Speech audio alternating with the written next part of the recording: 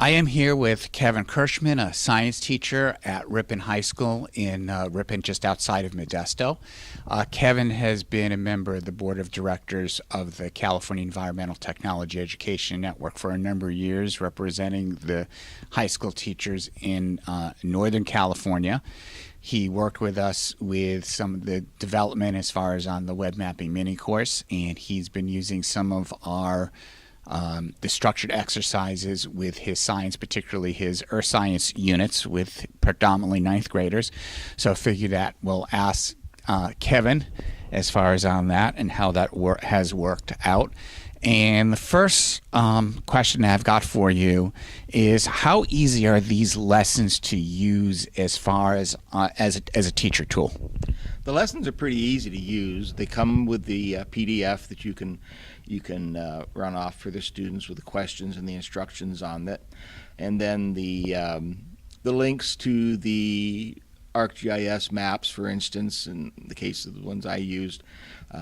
They go right to it. They work well. They're not really a problem at all. Of course, the electronics the kids pick up pretty quickly. You just need to make sure that they know the ArcGIS format and how to use things, and they get used to it pretty quickly. Okay.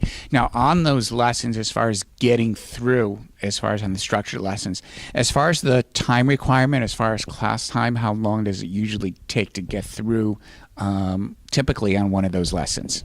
Well, if you've got a student that can read directions well and follow it right along and just go ahead and do the instructions, they can get done in a period, about 50 minutes, but I stretched it out into 2 periods just to make sure that everybody got done, and so I could help individuals that were struggling or don't read directions so well.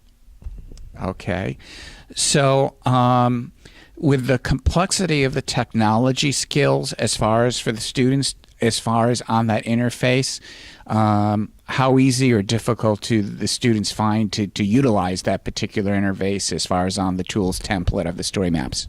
Again, if they just read the directions and don't ask their neighbor, for instance, what to do instead of actually reading it themselves, just read the directions, follow it step by step by step. It works very well.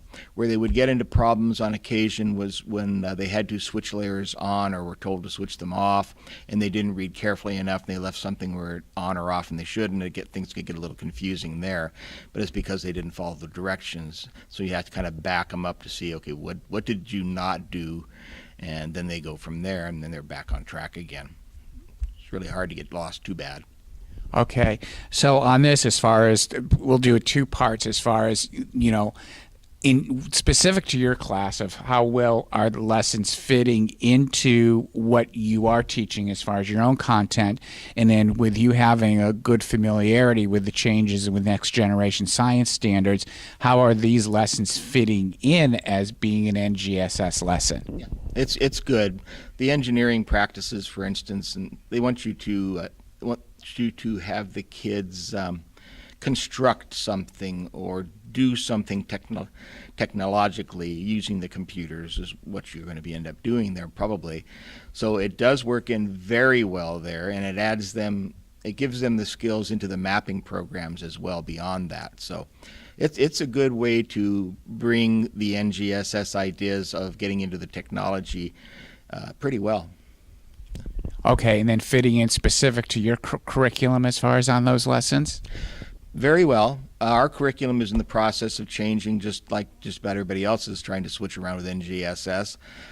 We are adopting a new curriculum now, and I absolutely know it will be used in some of those different lessons. It'll be kind of nice to have a more structured curriculum instead of having to invent it all yourself, and those lessons will certainly fit in there just fine.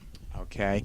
And then finally, as far as with the students, as far as on their both their performance and responding to that structure, the lesson, the use of technology. So how well are the students performing, utilizing these structured lessons, and how are they responding as far as motivation or attitude-wise for doing this type of assignment and using the technology? Once you get them going in it, once they get comfortable with the interface, it's good. Another one of the really good things about it is it's not just all doing one thing.